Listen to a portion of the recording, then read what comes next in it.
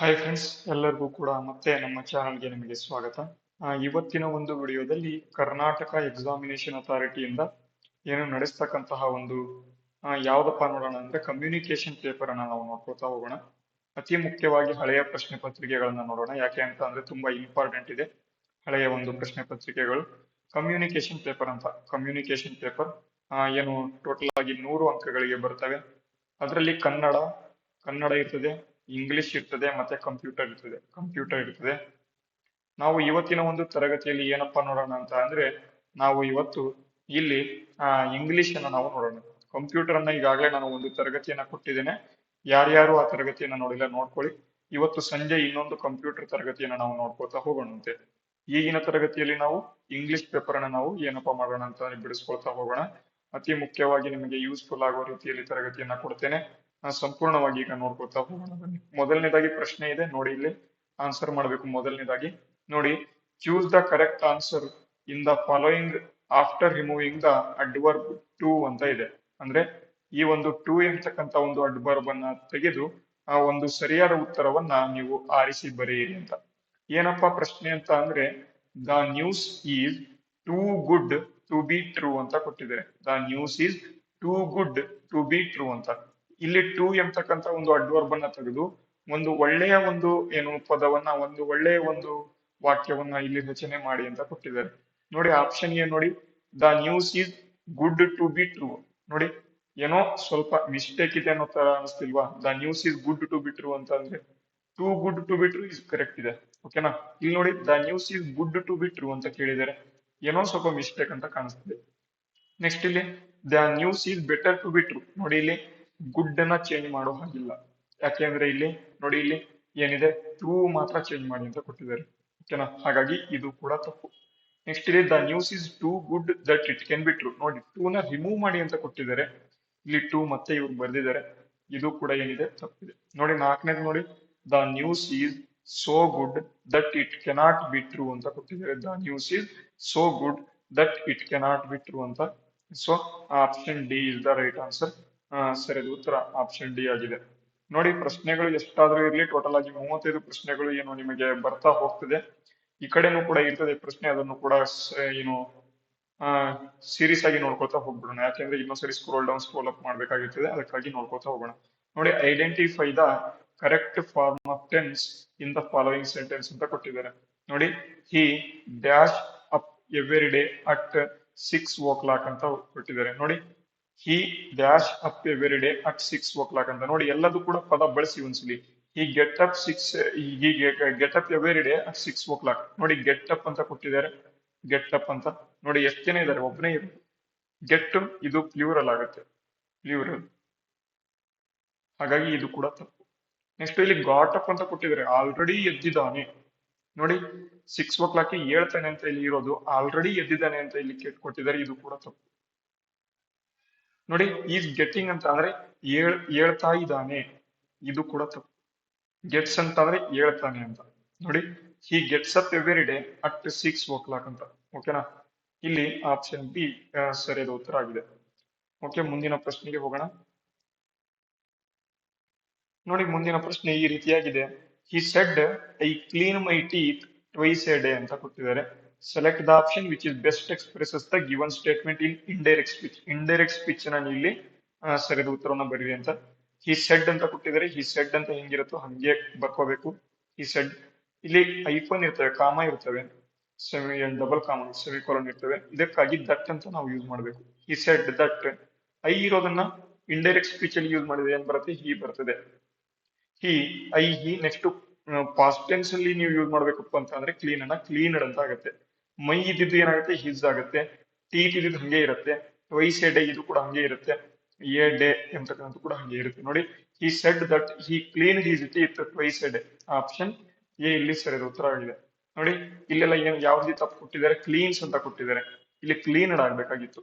Next ಇಲ್ಲಿ ಕೂಡ ಇಲ್ಲಿ ಯೂಸ್ಡ್ ಟು ಅಂತ ಕೊಟ್ಟಿದ್ದಾರೆ, ದಟ್ ಬಂದಿಲ್ಲ, ಇಲ್ಲಿ ದಟ್ ಬಂದಿಲ್ಲ. ನೆಕ್ಸ್ಟ್ ಇಲ್ಲಿ said that he is used to ಅಂತ ಕೊಟ್ಟಿದ್ದಾರೆ. ಹಿ ಈಸ್ ಅಂತ ಎಲ್ಲಿದೆ? ಇಲ್ಲಿ ಈಸ್ ಎಲ್ಲೂ ಇಲ್ಲ, ಎಲ್ಲೂ ಕೂಡ. ಇಲ್ಲಿ ಯಾಕೆ ಈಸ್ ಬಳಸಬೇಕು? ಬಳಸಬಾರ್ದು. ನೋಡಿ ಇಲ್ಲಿ ಆಪ್ಷನ್ ಎ ಇಲ್ಲಿ ಸರಿಯಾದ ಉತ್ತರ ಆಗಿದೆ. ಅದೇ ರೀತಿ ಮುಂದಿನ ಪ್ರಶ್ನೆ ನೋಡಿ. add a suffix so that word conveys the meaning given in the bracket. Choose the most appropriate answer from the alternatives given below ಅಂತ ಕೊಟ್ಟಿದ್ದಾರೆ. ನೋಡಿ, ಒಂದು ಸಫಿಕ್ಸ್ ಅನ್ನ ಯೂಸ್ ಮಾಡಿ ಅಂತ. He had A brother dash ಅಂತ ಕೊಟ್ಟಿದ್ದಾರೆ. ನೋಡಿ, ಸಫಿಕ್ಸ್ ಪ್ರಿಫಿಕ್ಸ್ ಎಲ್ಲರೂ ಕೂಡ ಯೂಸ್ ಮಾಡೇ ಇರ್ತೀರಾ ನಿಮ್ಮ ಸ್ಕೂಲ್ಗಳಲ್ಲಿ, ಕಾಲೇಜ್ಗಳಲ್ಲಿ. ಇಲ್ಲಿ ನೋಡಿ, ಹಿ ಹ್ಯಾಡ್ ಎ ಬ್ರದರ್ ಹುಡ್ ಅಂತ ಬರುತ್ತೆ. ಬ್ರದರ್ ಹುಡ್ ಅಂತ ಬರ್ತದೆ. ಹಾಗಾಗಿ ಆಪ್ಷನ್ ಎ ಸರಿ ಉತ್ತರ ಆಗಿದೆ. ಅದೇ ರೀತಿ ಮುಂದಿನ ಪ್ರಶ್ನೆ ಇಲ್ಲೇ ನೋಡೋಣ. Choose the appropriate question tag for the given sentence ಅಂತ ಕೊಟ್ಟಿದ್ದಾರೆ. ಕ್ವಶನ್ ಟ್ಯಾಗ್ ಯೂಸ್ ಮಾಡೋದು. ನೋಡಿ, the Afghanistan cricket team defeated the Australian cricket team ಅಂತ ಕೊಟ್ಟಿದ್ದಾರೆ. ನೋಡಿ, ಅಫ್ಘಾನಿಸ್ತಾನ ಇಲ್ಲಿ ಯಾವ ವರ್ಡ್ ಇಲ್ಲ, ಅದಕ್ಕಾಗಿ ವರಂಟ್ ಇದೆ ಬರೋದಿಲ್ಲ. ಆರ್ ಇಲ್ಲ, ಅದಕ್ಕಾಗಿ ಆರಂಟ್ ಐ ಬರೋದಿಲ್ಲ. ಈಸಂಟ್ ಈಸ್ನು ಇಲ್ಲ, ಅದಕ್ಕಾಗಿ ಇದು ಬರೋದಿಲ್ಲ. ಏನ್ ಬಳಸಬೇಕು, ಏನು ಇಲ್ಲ ಅಂತ ಅಂದ್ರೆ ಡಿಡ್ ಬಳಸಬೇಕು. ಡಿಡಂಟ್ ದೇ ಅಂತ ಇಲ್ಲಿ ಸರಿಯಾದ ಉತ್ತರ ಆಗಿದೆ.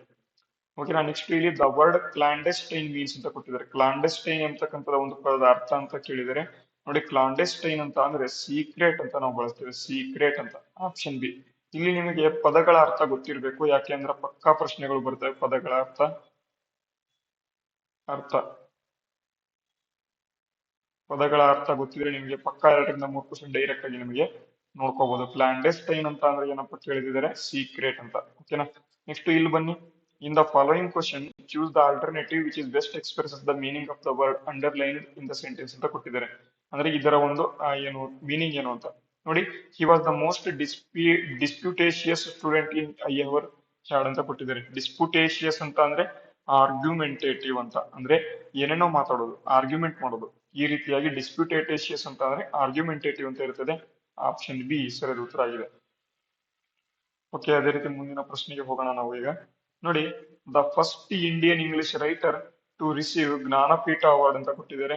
ಯಾರು ಅಂತ ನೋಡಿ. The first Indian English writer to receive Jnanpith award ಯಾರಪ್ಪ ಅಂತ ಅಂದ್ರೆ ಅರುಂಧತಿ ರಾಯ್ ಅಂತಕ್ಕಂಥವ್ರು. ಅರುಂಧತಿ ರಾಯ್ ಅಂತಕ್ಕಂಥವ್ರು ವೆರಿ ವೆರಿ ಇಂಪಾರ್ಟೆಂಟ್ ರೈಟರ್ ಇವರು. ಪಕ್ಕಾ ಬುಕ್ಸ್ ಬರಿತಾನೆ ಇರ್ತಾರೆ, ಗೊತ್ತಿರ್ಲಿ. ನೋಡಿ, ಇಲ್ಲಿ the opposite of the word weary ಅಂತ ಕೊಟ್ಟಿದ್ದಾರೆ. ವಿಯರಿನ ಒಂದು ವಿರುದ್ಧಾರ್ಥಕ ಪದ ಏನು ಅಂತ ಕೊಟ್ಟಿದ್ದಾರೆ. ಏನಪ್ಪಾ ಅಂತ ಅಂದ್ರೆ ಆಕ್ಟಿವ್ ಅಂತ. ಆಕ್ಟಿವ್ ಅಂತ. ವಿಯರಿ ಇಲ್ಲಿ ಆಕ್ಟಿವ್ ಇಲ್ಲದೆ ಇರುವುದು. ಆಕ್ಟಿವ್ ಅಂತ ಅಂದ್ರೆ ಆಕ್ಟಿವ್ ಅಂತ. ಓಕೆನಾ.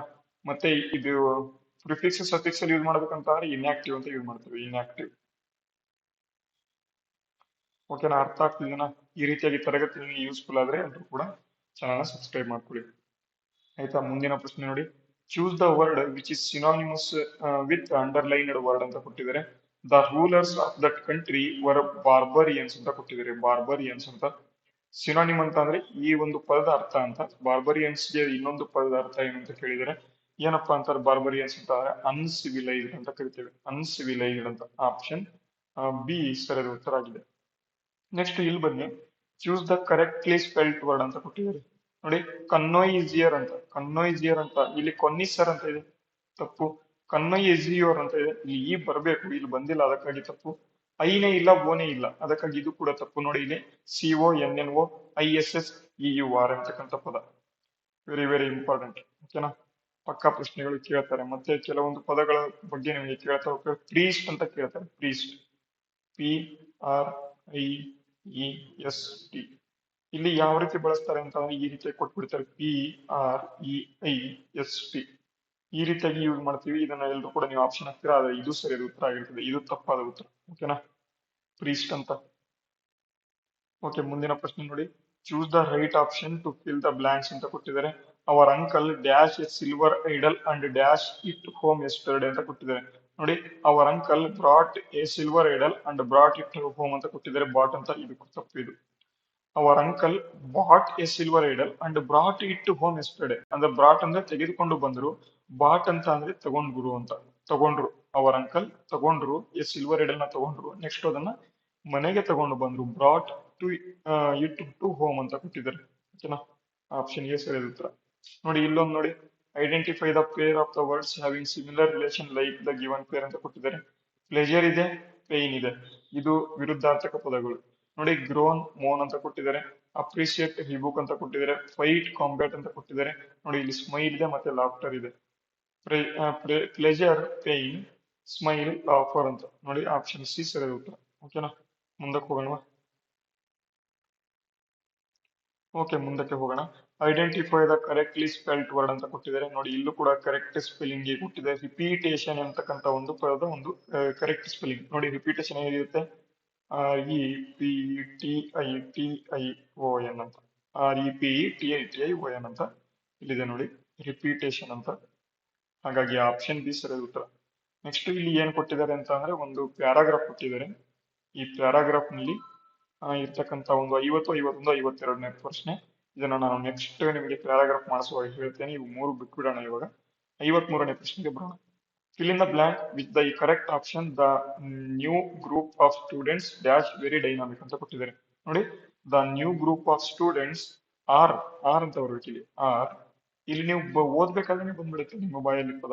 The new group of students are very dynamic ಅಂತ. ಈಸ್ ಬರೋದಿಲ್ಲ, ಯಾಕೆ ಅಂತ ಸ್ಟೂಡೆಂಟ್ಸ್ ಅಂತ ಕೊಟ್ಟಿದ್ದಾರೆ, ಅದಕ್ಕಾಗಿ ಈಸ್ ಬರೋದಿಲ್ಲ, ಆರ್ ಬರ್ತಾರೆ. ಓಕೆನಾ.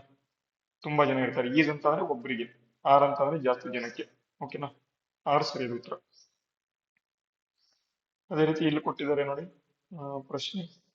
ಇಲ್ಲೊಂದಿದೆ, there is a cut throat competition in the job market ಅಂತ ಕೊಟ್ಟಿದ್ದಾರೆ. The underlined word can be replaced with ಅಂತ ಕೊಟ್ಟಿದ್ದಾರೆ. ಈ ಕಟ್ ಥ್ರೋಟ್ ಎಂತಕ್ಕಂಥ ಒಂದು ಪದವನ್ನು ತೆಗೆದು ಇನ್ನೊಂದು ಪದ ಇಲ್ಲಿ ನೀವು ಹಾಕ್ಬೇಕು. ಕಟ್ ಥ್ರೋಟ್ ಅಂತ ಅಂದ್ರೆ ಏನು? There is a cut throat competition in the job market ಅಂತ ಕೊಟ್ಟಿದ್ದಾರೆ. ಪಕ್ಕಾ ಕಾಂಪಿಟೇಷನ್ ಅಂತ ಟಫ್ ಕಾಂಪಿಟೇಷನ್ ಅಂತ. ನೆಗ್ಲಿಜಿಬಲ್ ಇದೆ, ಸ್ಮೂತ್ ಇದೆ, ಈಸಿ ಇದೆ, ಇವು 3 ಕೂಡ ತಪ್ಪು. There is a tough competition in the job market ಅಂತ. ಓಕೆನಾ, option C. Next fear of water is noun ಯಾವ್ದು ಅಂತ ಕೊಟ್ಟಿದ್ದಾರೆ. ಅಂದ್ರೆ ನೀರಿಗೆ ಹೆದರ್ತಕ್ಕಂಥ ಮನುಷ್ಯರಿಗೆ ಏನಂತ ಕರೀತಾರೆ? ಹೈಡ್ರೋಫೋಬಿಯಾ ಅಂತ ಕರಿತೇವೆ ನೋಡಿ. ಟಾಕ್ಸಿಕೋಫೋಬಿಯಾ, ಏರೋಫೋಬಿಯಾ ಅಂತ ಗಾಳಿಗೆ ಹೆದರ್ತಾರೆ. ಲೋಗೋಫೋಬಿಯಾ ಅಂತ ಮನುಷ್ಯರಿಗೆ ಹೆದರ್ತಾರೆ. ಮತ್ತೆ ಟಾಕ್ಸಿಕೋಫೋಬಿಯಾ ಅಂತಾರೆ ಟಾಕ್ಸಿಕ್ ಇದಕ್ಕೆ ಹೆದರ್ತಾರೆ. ಹೈಡ್ರೋಫೋಬಿಯಾ ಅಂತ ನೀರಿಗೆ ಹೆದರ್ತಾರೆ. ಓಕೆನಾ, ಮುಂದೆ ಹೋಗೋಣ ನೋಡಿ. ಮುಂದಿನ ಪ್ರಶ್ನೆ ಏನಿದೆ, here in the jumbled segments from meaningful sentence ಅಂತ ಕೊಟ್ಟಿದ್ದಾರೆ.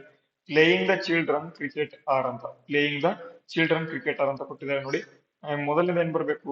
ಕ್ಯೂ ಬರಬೇಕು. The children are playing cricket ಅಂತ. The children are playing cricket. ಓಕೆನಾ, QSPR ಅಂತ ಇದೆ ನೋಡಿ. The children are playing cricket ಅಂತ. ಆಪ್ಷನ್ ಡಿ ಸರಿ ಉತ್ತರ. ಅದೇ ರೀತಿ ಮುಂದಿನ ಪ್ರಶ್ನೆ, opposite of the word health ಅಂತ ಕೊಟ್ಟಿದ್ದಾರೆ. ಇದು ಸಫಿಕ್ಸ್ ಪ್ರಿಫಿಕ್ಸ್ ಅಂತ. ಅನ್ಹೆಲ್ತ್ ಆಗೋದಿಲ್ಲ, ಡಿಸ್ಹೆಲ್ತ್ ಕೂಡ ಆಗಲ್ಲ, ಮಿಸ್ ಹೆಲ್ತ್ ಆಗಲ್ಲ, ಇಲ್ಲಿ ಹೆಲ್ತ್ ಅಂತ ಆಗುತ್ತೆ. ಇಲ್ಲಿ ಹೆಲ್ತ್ ಅಂತ. ಓಕೆನಾ, ಆಪ್ಷನ್ ಡಿ ಸರಿಯಾದ ಉತ್ತರ. ನೆಕ್ಸ್ಟ್ ಇಲ್ಲೊಂದು ಪದ ಕೊಟ್ಟಿದೆ, Ramu is dash honest man ಅಂತ. ಹಾನೆಸ್ಟ್ ಅಂತ ಅಂದ್ರೆ AEIOU. ಅಂದ್ರೆ ನೀವು ಏನಾದ್ರು ಪದಗಳು ಯಾವ ರೀತಿ ಇರ್ತವೆ ಅಂತ ಅಂದ್ರೆ ಸ್ವರಗಳನ್ನು ಬಳಸಬೇಕಾದ್ರೆ ಆ ಇಂದ ಅಮ್ ಅಕ್ಷರವರೆಗೆ, ಆ ಇಂದ ಅಮ್ವರೆಗೆ ಸ್ವರಗಳನ್ನು ಬಳಸಬೇಕಾಗಿದೆ. ಆನೆಸ್ಟ್ ಅಂತ ಕರಿತೇವೆ. ಆನೆಸ್ಟ್, ಆನೆಸ್ಟ್, ಆನೆಸ್ಟ್ ಅಂತ ಇದೆ. ಇಲ್ಲಿ ಯೂಸ್ ಮಾಡ್ತಿದೀವಿ, ಅದಕ್ಕಾಗಿ ಏನ್ ಬರ್ಬೇಕು? ಇಲ್ಲಿ ಯಾನ್ ಬರ್ಬೇಕು. ಈ ಒಂದು ಸ್ವರಗಳು ಇಲ್ಲ ಅಂತ ಏನ್ ಯೂಸ್ ಮಾಡ್ತಿದ್ರಿ? ಯೂಸ್ ಮಾಡ್ತಾ ಇದ್ರಿ. ಓಕೆನಾ, ಇದನ್ನ ಯೂಸ್ ಮಾಡ್ತಾ ಇದ್ರಿ. ಇಲ್ಲಿ Ramu is an honest man ಅಂತ.